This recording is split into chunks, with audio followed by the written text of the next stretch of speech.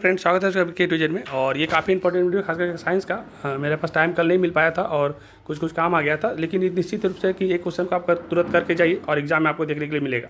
और ये ऐसा नहीं सिर्फ 9 का एग्जाम के लिए, कोई भी एग्जाम आप 10th का देंगे या साइंस का जहाँ भी जरूरत पड़ेगा, तो इसमें ऑब्जेक्टिव सब्जेक्टिव दोनों मिला के डाल रहे हैं, ताकि आपको कोई भी एग्जाम में आप इसको एक बार पढ़िएगा तो कोई भी एग्जाम में आपको काम देगा। खास करके जनरल कंपटीशन वगैरह भी आता है। तो जो भी आज वीडियो को देख रहे हैं उसको अच्छा से ध्यान से 1 से 2 बार देखिए, और जिनके पास टाइम कम है वो स्पीड को आप बढ़ा लीजिए, 1.5 या 2 कर लीजिए।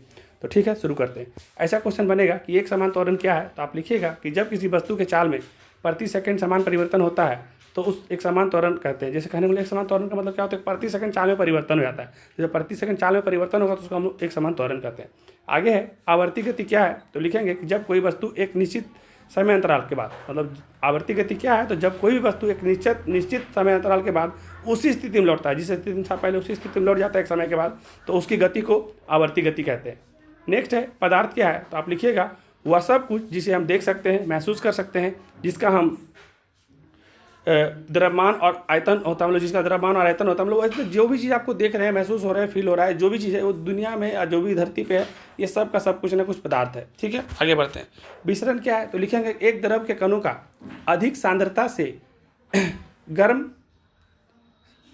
कम सांद्रता की ओर, मतलब विसरण क्या है, तो एक द्रव के कणों का अधिक सांद्रता से कम सांद्रता की ओर, मतलब ज़्यादा सांद्रता से कम सांद्रता की ओर स्वतः फैलना ही विसरण कहलाता है। उदाहरण के लिए जैसे कि आप इत्र लगाते होंगे, खुशबू देता है ना, सेंट वगैरह, तो कहीं एक जगह पर लगाते हैं तो बहुत जगह पर फैल जाता है। तो विसरण ये एक द्रव के कणों से अधिक सांद्रता, मतलब कम सांद्रता से या अधिक सांद्रता से कम सांद्रता की ओर स्वतः फैलता है।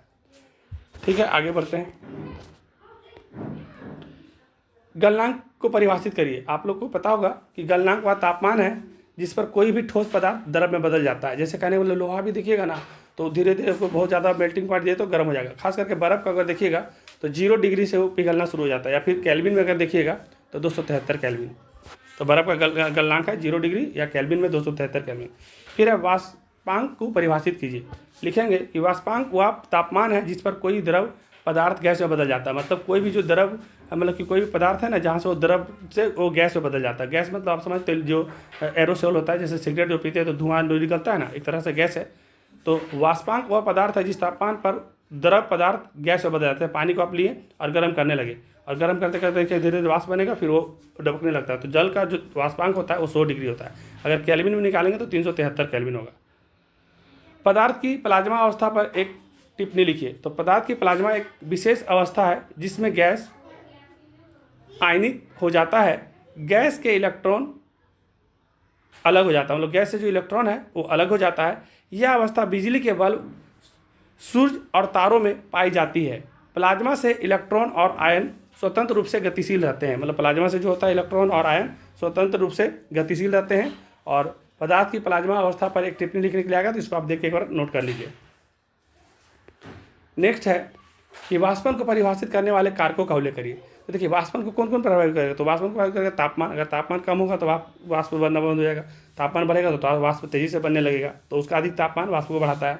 सतह का क्षेत्र, जितना ज़्यादा सतह है उसके हिसाब से वाष्प होगा। कम सतह रहेगा तो जल्दी वाष्प हो जाएगा, ज़्यादा रहेगा तो धीरे धीरे वाष्प होगा। लेकिन ये सतह जो है ये अधिक सतह पर मतलब कि निर्भर करता है। वायु का भाव, अगर हवा तेज चलेगा तो वाष्पन तेजी से होगा, हवा धीरे चलेगा तो वाष्पन कम होगा।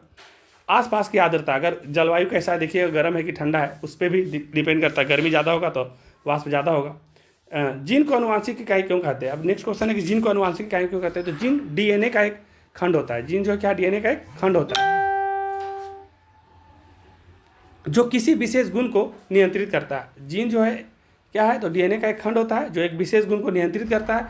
यह माता पिता से संतानों के गुणों का स्थानांतरण सुनिश्चित करता है, इसलिए इसे आनुवांशिक इकाई कहा जाता है। ठीक है, आगे बढ़ते हैं। उसके बाद क्रोमोजोम की संरचना को समझाना है। तो संरचना एक बार क्रोमोजोम का आप देख लीजिएगा, हम यहाँ पर इसका फर्क दे रहे हैं कि क्रोमोजोम डीएनए और प्रोटीन हिस्टोन से मिलकर बने होते हैं। इसमें 2 क्रोमोडिस होते हैं जो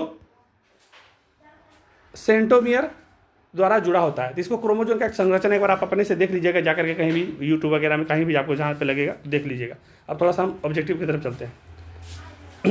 ऑब्जेक्टिव में कुछ क्वेश्चन ऐसा बन सकता है कि जल का क्वथनांक कितना होता है। तो जल के बारे में पढ़ लिए कि जल का जो क्वथनांक होता है 100 डिग्री होता है। द्रव को वाष्प में बदलने के लिए जो प्रक्रिया है उसको हम लोग वाष्पीकरण कहते हैं। और उच्च तापमान पदार्थ कपूर है, जो मतलब कि एक तरह से बोल सकते हैं कि कपूर जो है ना, वो जब हम उसको जलाते हैं तो गायब हो जाता है। तो उच्च तापमान नहीं लिखेंगे, ऊर्ध्वापातन लिखेंगे। क्या लिखेंगे यहाँ पे? ऊर्ध्वापातन। यहाँ थोड़ा गलत हो गया है, तो आप इसको ठीक कर लीजिएगा। ये जो है ना ऊर्ध्वापातन होगा, यहाँ पर ऊर्ध्वापातन कर लीजिएगा। मेरा बात थोड़ा सा ध्यान दीजिए, ऊर्ध्वापातन कर लीजिएगा। अभी हम लिखने में थोड़ा सा दिक्कत लग रहा है, लेकिन आप इसको ऊर्ध्वापातन समझिए, उच्च तापमान नहीं, ऊर्ध्वापातन। ये होता है क्या कि कपूर जल करके पूरा खत्म हो जाता है। 100 डिग्री तापमान का केल्विन में मान होता है, मतलब कि 100 डिग्री तापमान का केल्विन में मान करेंगे तो 373.15 केल्विन होता है। और सौर मंडल में प्लाज्मा अवस्था की उत्पत्ति का कारण उच्च तापमान है, मतलब सौर मंडल में प्लाज्मा की जो अवस्था का उत्पत्ति के कारण जो उत्पत्ति जो होता है प्लाज्मा का, उच्च तापमान के कारण होता है। गर्म करने पर गैस का आयतन बढ़ जाता है। गर्म करने पर गैस का आयतन क्या होता है? बढ़ जाता है। वाष्पीकरण का कारण शीतलता, शीतलता कारण ही वाष्पीकरण होता है। और ये क्या है यहाँ पर? परफ्यूम की खुशबू हम तक विस्तरण से पहुंचती है। देखिए परफ्यूम का खुशबू, चाहे हम लोग जो खाना बनाते हैं ना, देखिए किसी दिन बहुत अच्छा खाना बनाइएगा तो बड़ा स्मेल अच्छा लाएगा, तो ये विस्तरण के कारण ही स्मेल से आता है, एक जगह दूसरे जगह तक चल जाता है। दूसरा रूम में खाना बनता है, दूसरा रूम तक खुशबू चल जाता है विस्तरण के कारण। प्लाज्मा अवस्था में ना तो निश्चित आकार है और ना ही आयतन होता है, मतलब प्लाज्मा जो अवस्था में ना तो निश्चित आकार होता है और ना ही आयतन निश्चित होता है। शुष्क बर्फ क्या है? तो शुष्क बर्फ ठोस कार्बन डाइऑक्साइड होता है। और इस वीडियो का लास्ट स्लाइड है, अच्छा से सुन लीजिए। द्रव्यमान का मात्रक क्या पूछेगा? तो द्रव्यमान का मात्रक किलोग्राम होता है। आधारी राशि कितना है? तो आधारी राशि का मात्रक 7 गो है। 7 को आप चाहिएगा तो नाम देख लीजिएगा। एक समान वित्तीय गति में चाल और वेग चर रहते हैं, मतलब एक समान वित्तीय गति में चाल अचर होता है और वेग चर होता है। एक समान वित्तीय गति में चाल क्या होता है? तो चाल अचर होता है और वेग चर होता है। यदि दो राशियों का परस्पर ग्राफ सरल रेखा में हो तो दोनों राशियां अनुक्रमानुपाती होता है।